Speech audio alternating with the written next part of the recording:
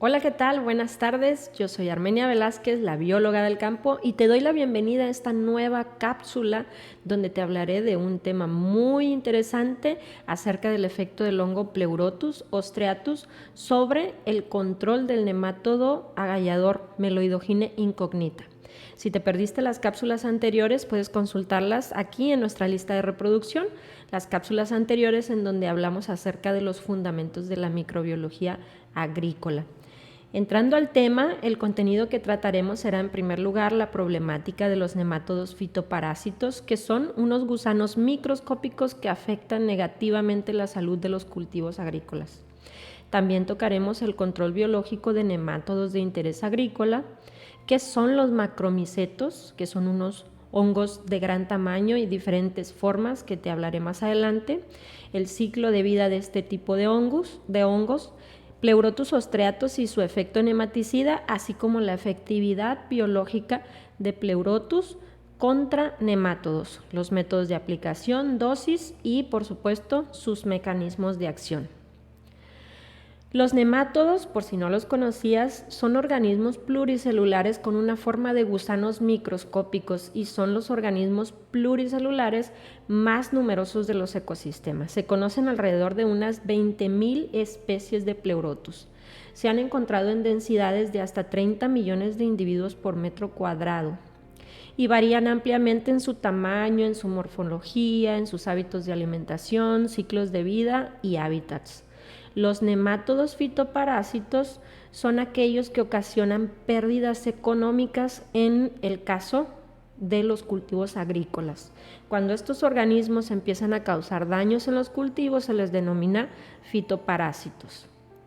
Estos nemátodos, como lo puedes ver en la imagen, esta es una punta de una raíz en desarrollo y aquí puedes ver estos gusanitos microscópicos afectando la zona radicular, atacan gran variedad de cultivos, dañan la raíz y trastocan el desarrollo vegetativo, limitando a veces el desarrollo de la planta, su productividad, el contenido de clorofila, merman productividad, causan graves daños económicos a diferentes cultivos porque estos diminutos gusanos ocasionan lesiones en las raíces que posteriormente pueden ser utilizadas por hongos o por bacterias para causar pudriciones y pues por supuesto mayor daño.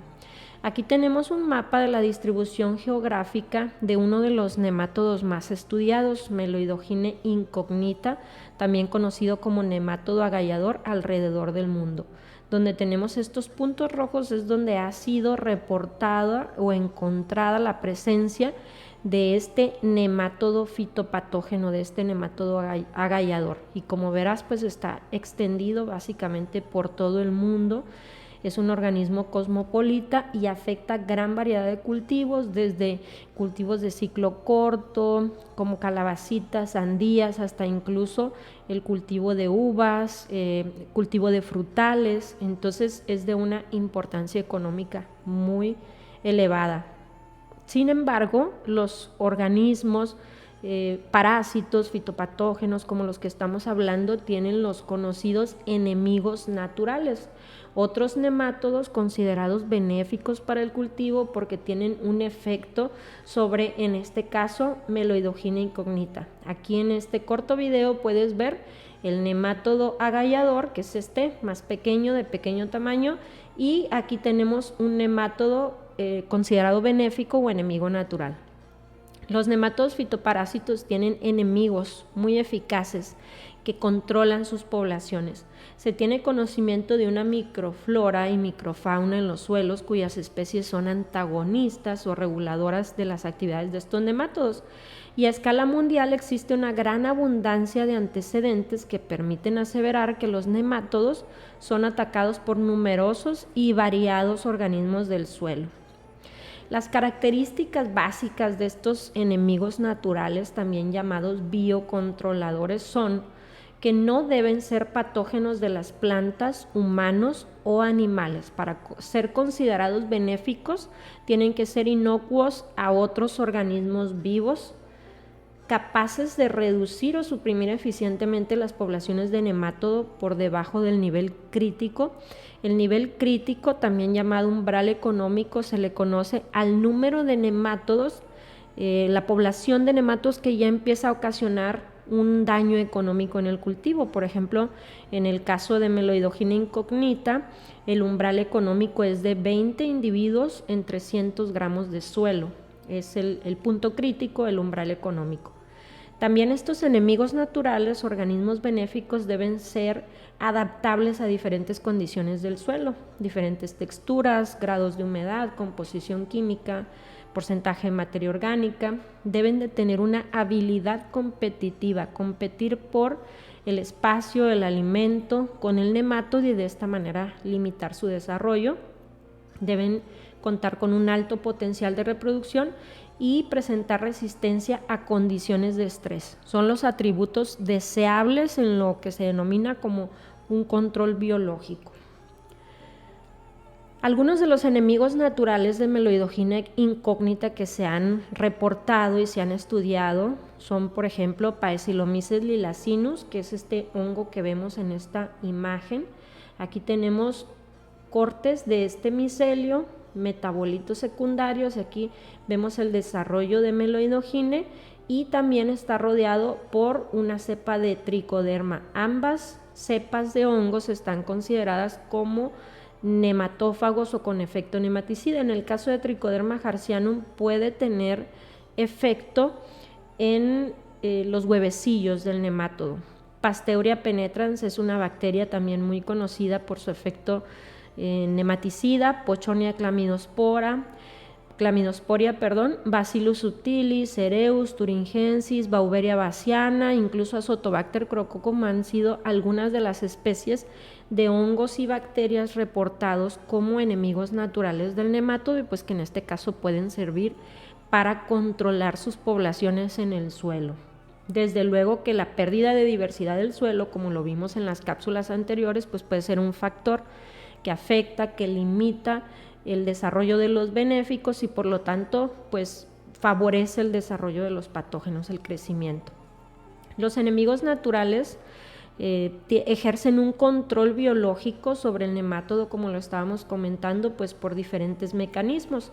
Tenemos que algunos de estos enemigos naturales son endoparásitos, es decir, que ocasionan una infección en el nemátodo, lo parasitan y eso al enfermarlo pues reduce la reproducción del nemátodo. También pueden ser trampeadores adhesivos. Existen algunos nemátodos fitobenéficos considerados como enemigos naturales de los patógenos porque traman unas trampas en las que los patógenos caen y de ahí los degradan, los controlan.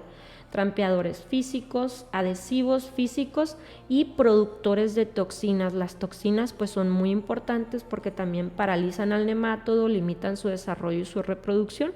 Y aquí es donde entramos en materia porque precisamente este género de macromiceto que se conoce como Pleurotus, en este caso el que vemos en la imagen es Pleurotus ostreatus, un hongo comestible, es productor de toxinas que se ha reportado que tienen efecto nematicida. ¿Qué son los macromicetos? Pues son hongos que poseen cuerpos fructíferos. A esta capucha que tiene el hongo, esta cabecita, se le conoce como cuerpo fructífero. En la parte inferior suelen estar las esporas del hongo en este sombrerito y pues de ahí se propagan al ambiente. Son hongos que poseen cuerpos fructíferos grandes que pueden observarse a simple vista, por eso se les conoce como macromicetos. Si fueran organismos microscópicos, pues hay que usar un equipo para observarlos, pero en este caso yo creo que todos en algún momento habremos de haber tenido la oportunidad de mirar, observar alguno de estos organismos en la naturaleza.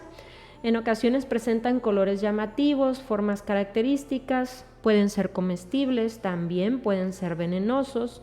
Por lo general son saprófitos, esto significa que descomponen materia orgánica, son considerados como descomponedores, o también ser parásitos de árboles. En algunas ocasiones viven en simbiosis con las plantas, esto quiere decir que colaboran con las plantas formando lo que se conoce como micorrizas.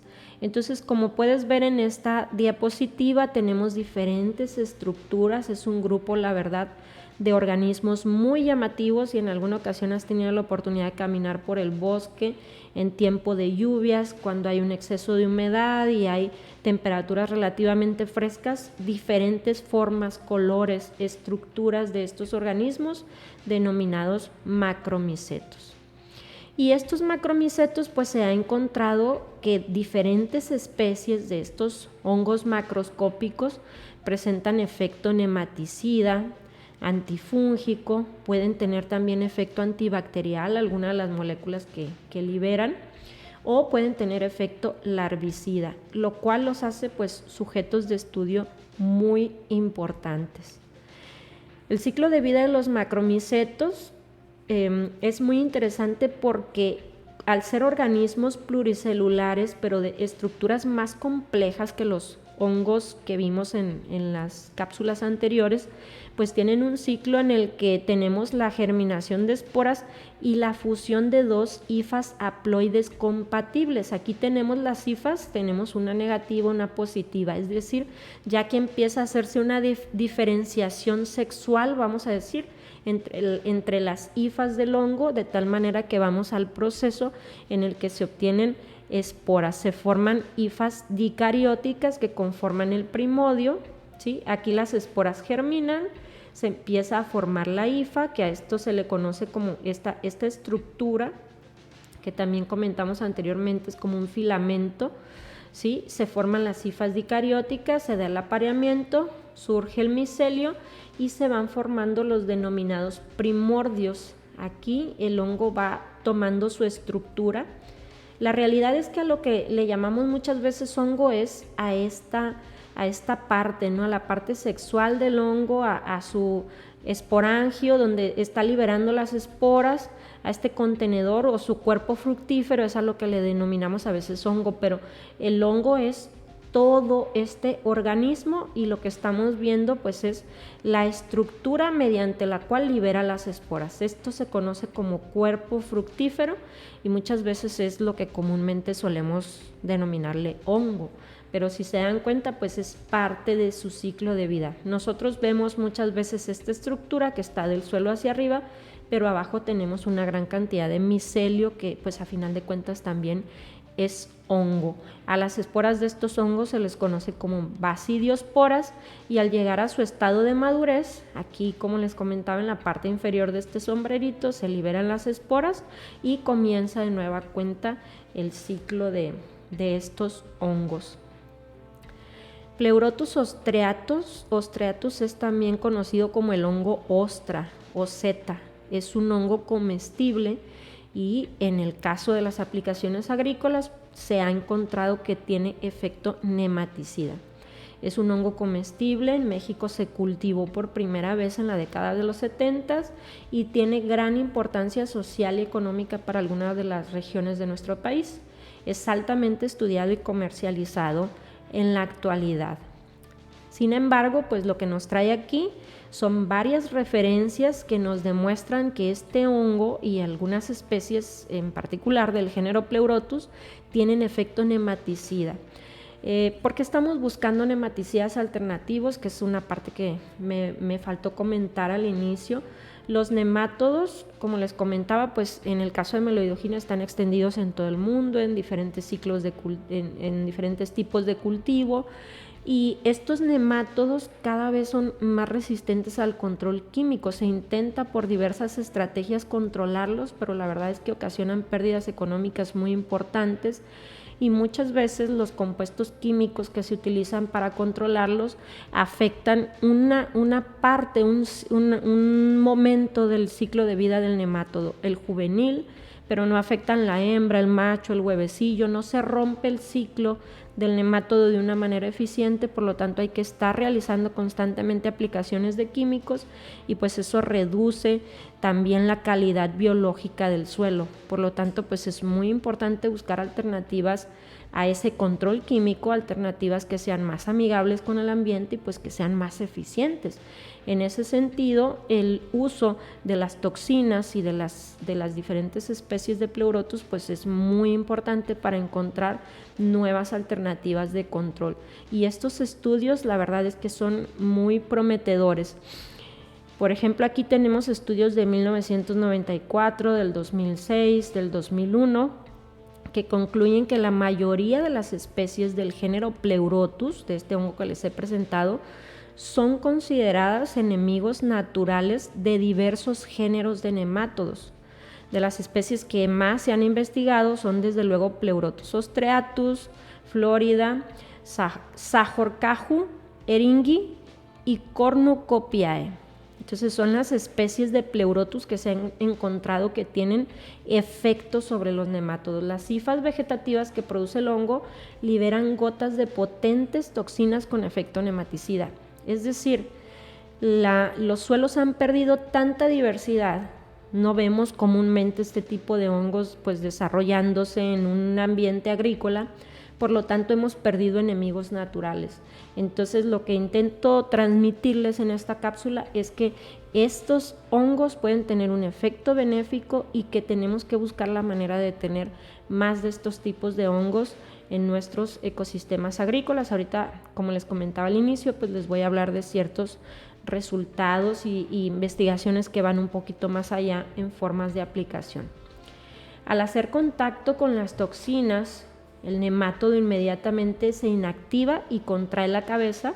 El hongo penetra el cuerpo del nemátodo por la boca y lo puede colonizar en 24-48 horas, digiriéndolo por completo en 2 a 3 días. Miren, esta es una investigación de 1987. Pleurotus tiene efecto, ¿sí? Aquí tenemos efecto nematicida sobre meloidogina. Este es un estudio del 2006. Aquí vemos fotografías del microscopio. Tenemos la hifa de Pleurotus produciendo gotas de toxina, estas que vemos aquí, y la parasitación del nemátodo de meloidogina, es decir, inactiva el nemátodo, lo paraliza y eso facilita que haya una interacción, una parasitosis y pues desde luego un control del nemátodo. Aquí tenemos los resultados del efecto nemastático. Esto quiere decir que no tiene un efecto nematicida, no mata al nemátodo en el caso de este estudio, pero sí limita su desarrollo, lo cual puede ser por las toxinas, como lo veíamos anteriormente. El efecto nemastático sobre meloidogina a las 72 horas con tratamientos a base de especies de Pleurotus. PO es Pleurotus ostreatus. ¿Qué tenemos aquí? Las letras diferentes indican diferencias estadísticas según la prueba de Duncan, ¿sí? Tenemos diferentes especies, la mezcla de las 3 cepas de Pleurotus, que es aquí donde dice MES, es la mezcla. Tenemos carbofuran a 300 partes por millón, que este es el químico, aquí está ubicado, carbofuran.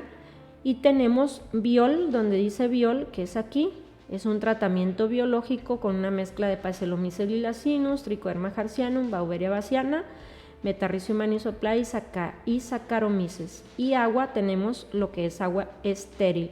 Aquí tenemos los individuos, el porcentaje de individuos inmóviles, este es el porcentaje, ¿sí?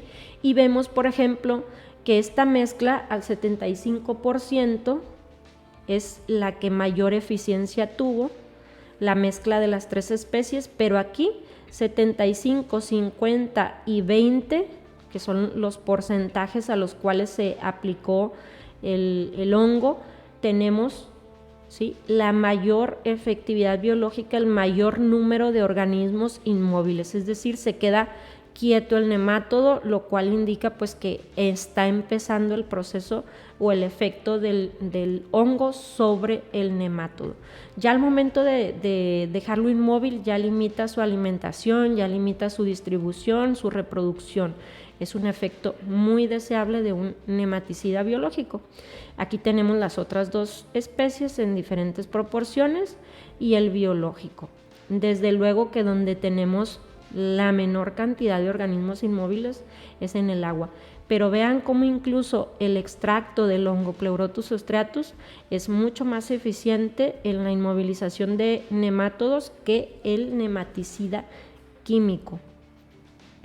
Aquí tenemos ahora sí el efecto nematicida. Acá veíamos el efecto nemastático, es decir, que lo deja estático, quieto al nemátodo. Y aquí tenemos el efecto nematicida de los tratamientos a base de especies de Pleurotus.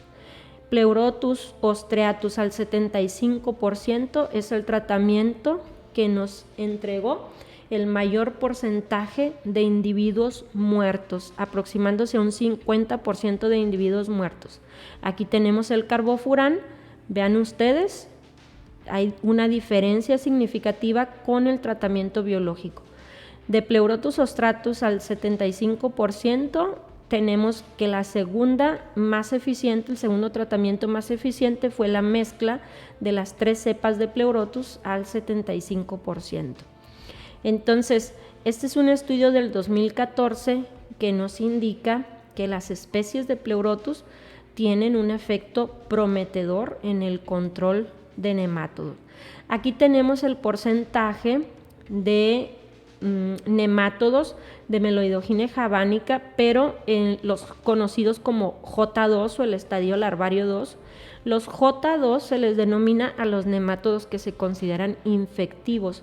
Son los nemátodos móviles que van y parasitan la raíz. Por lo tanto, pues se consideran la etapa infectiva del nemátodo, en este caso del género Meloidogine.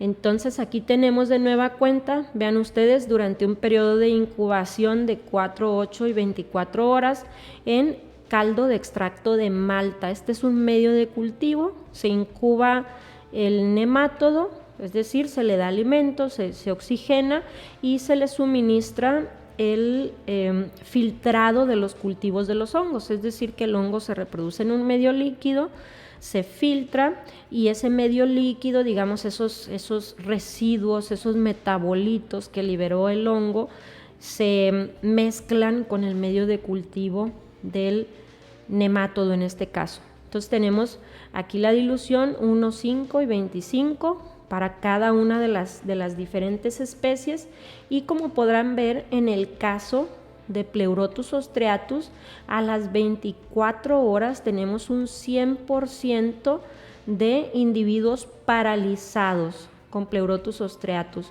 97.1, vean aquí, 97.1 en la menor dilución. Desde luego, mientras más se diluye este filtrado, tenemos menos, vamos a decir, metabolitos o menos activo para controlar el nemátodo. Entonces, mientras más diluido, pues disminuye el porcentaje de individuos paralizados.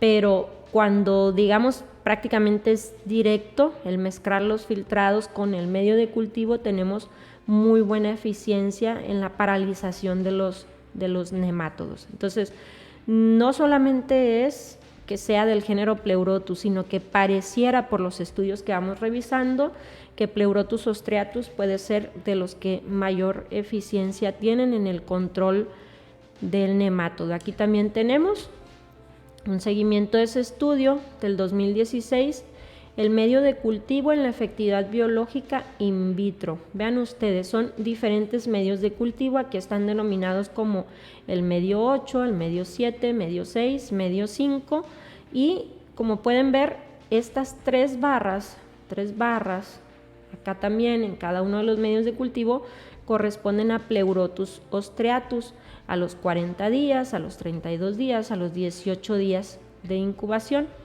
Y aquí tenemos viabilidad en cuanto al porcentaje.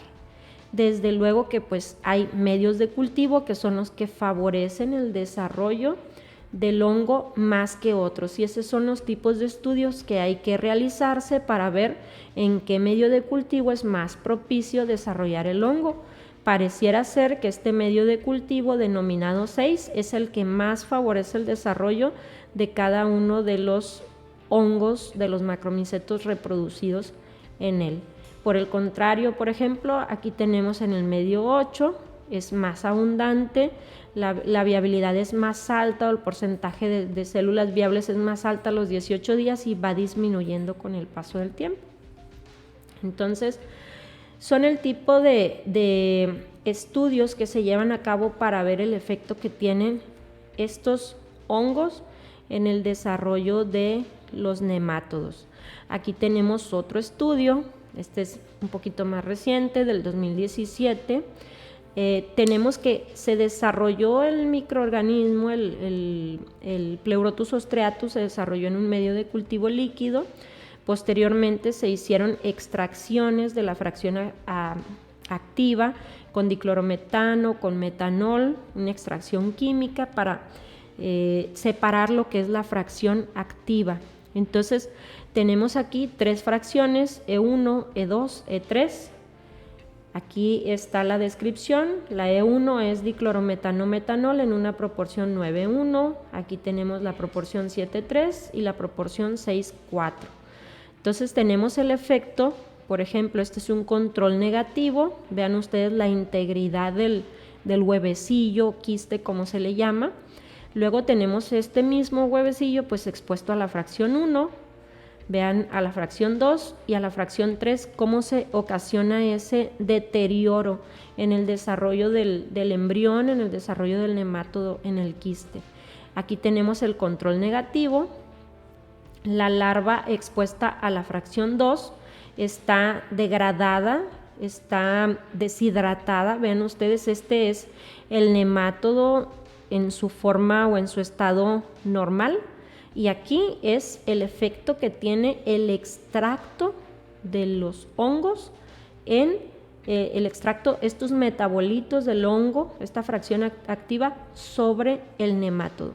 Estos estudios se hacen básicamente para determinar qué toxinas o qué moléculas de manera específica son las que están ocasionando un efecto sobre el nemátodo, para ver si en un futuro pues se pueden producir o se pueden aplicar de manera separada, sin necesidad de inocular el hongo, sino hacer un producto, una molécula que se pueda aplicar de manera pura y más eficiente en el control del nemátodo al suelo.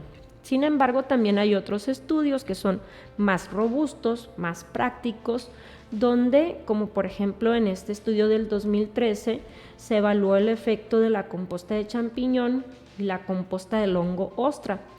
Si ustedes tienen conocimiento de este tipo de estructuras o granjas donde se producen hongos comestibles, queda esta parte como un desecho. Ya una vez que se cosecha la parte comestible donde se tiene la seta, se queda con la composta, el micelio. Esa parte a veces queda como un residuo y se desecha. En este estudio, ellos lo que hicieron fue evaluar el efecto de esta composta en la reducción de la eclosión, es decir, cuántos de esos quistes o huevecillos del nemátodo producían o llegaban en su viabilidad a evolucionar y continuar con el ciclo de vida, ¿no? Eclosionaban. La composta de Pleurotus del hongo ostra redujo en un 99% la eclosión de esos huevecillos, es decir, interrumpió el ciclo de esos huevecillos, y la composta de champiñón un 91%. También se encontró que la composta de Pleurotus favoreció adicionalmente, fíjense, el desarrollo vegetativo del cultivo de tomate, mientras que la composta de champiñón no mostró un efecto estimulante. El índice de agallamiento fue menor en las raíces tratadas con composta de Pleurotus. El índice de agallamiento es un parámetro en el cual se miden el número de lesiones o agallas que produce el nemátodo en la raíz, es decir, el porcentaje de infección. Entonces, el porcentaje de infección, en este caso el índice de agallamiento, fue menor en las raíces tratadas con las compostas de Pleurotus. En los estudios anteriores estábamos viendo metabolitos, efectos directos en el microscopio, pero este estudio es mucho más práctico porque muchas veces esos residuos de esas compostas se desechan, se desperdician o se incorporan al suelo, pero este estudio nos dice que pudieran tener un efecto nematicida. ¿Y cómo es que podemos aplicar esta composta al suelo? Pues se puede aplicar actualmente la composta directamente al suelo como uno de los métodos más factibles y prácticos de la incorporación del hongo. Este residuo se puede incorporar en el caso de cultivos como el tomate, cultivos de ciclo corto, anuales o trasplantados al momento del trasplante, aplicando una porción de 100 a 200 gramos del compost en el área de planteo al momento de hacer el trasplante. También esta composta se puede preparar como un té a partir del compost de Pleurotus y aplicarse vía sistema de riego para favorecer pues, la reducción de nemátodos en el suelo. Si tú tienes problemas de nemátodos en tu cultivo, tienes cultivo de flores, tienes cultivo de calabacitas, de sandías, de melones, de uvas, etcétera, y cerca en tu comunidad producen champiñones o producen Pleurotus, acércate, provéete de esta composta y vas a empezar a notar un efecto sobre las poblaciones de nemátodos, una reducción de la incidencia de nemátodos. Entonces, finalmente, pues como conclusiones te quiero compartir que el género Pleurotus, desde luego, como lo vimos, pues presenta efectividad biológica contra diversos nemátodos fitopatógenos.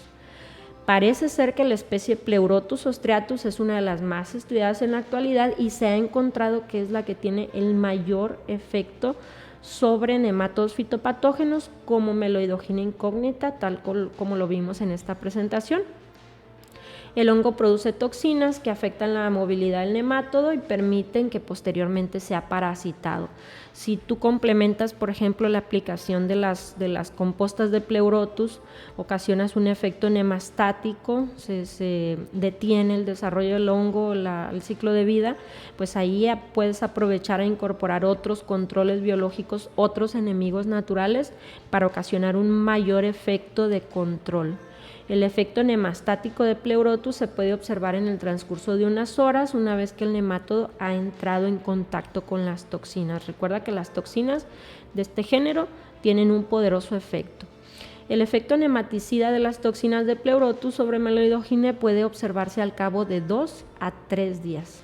La efectividad biológica del hongo varía en función de la especie, como lo vimos, si es Ostreatus o es otra especie de Pleurotus. También importa el lugar de aislamiento, el método de producción o fermentación. El hongo puede aplicarse al suelo a partir de una fermentación líquida, es decir, tú lo pudieras reproducir en un medio líquido y esos filtrados de la reproducción del hongo, aplicarlos vía tu sistema de riego, también es un método válido. Una fracción química purificada, esporas del hongo o compostas de Pleurotus también son otros métodos de aplicación. Y finalmente, pues Pleurotus ostreatus constituye una alternativa eficiente al manejo integrado de nemátodos. No te olvides de esta palabra, manejo integrado. Esta puede ser una alternativa. Como te comenté, hay diferentes evidencias, estudios científicos que nos muestran que este género puede tener un efecto benéfico en el control de nemátodos. Recuerda que el objetivo es disminuir la aplicación de químicos al suelo, tratar de cuidar esa biota benéfica que tenemos en el suelo, esos microorganismos benéficos que cumplen diferentes funciones, que benefician nuestros cultivos, que los estimulan, los protegen y los nutren. Entonces, pues yo te dejo hasta aquí. Esta sería mi conclusión. Déjame en los comentarios tus conclusiones, tus perspectivas acerca del efecto que puede tener este hongo, y también coméntame si sabías o tenías referencias sobre que un hongo macromiceto como el caso de Pleurotus puede tener un efecto tan importante en el control de nemátodos. Los macromicetos regularmente se desarrollan en suelos que tienen alto contenido de materia orgánica. Nuestros suelos están degradando, están perdiendo materia orgánica, y eso limita que estos enemigos naturales se desarrollen y controlen eficientemente los nemátodos. Dejemos de pensar en matar nemátodos, no ese es el camino.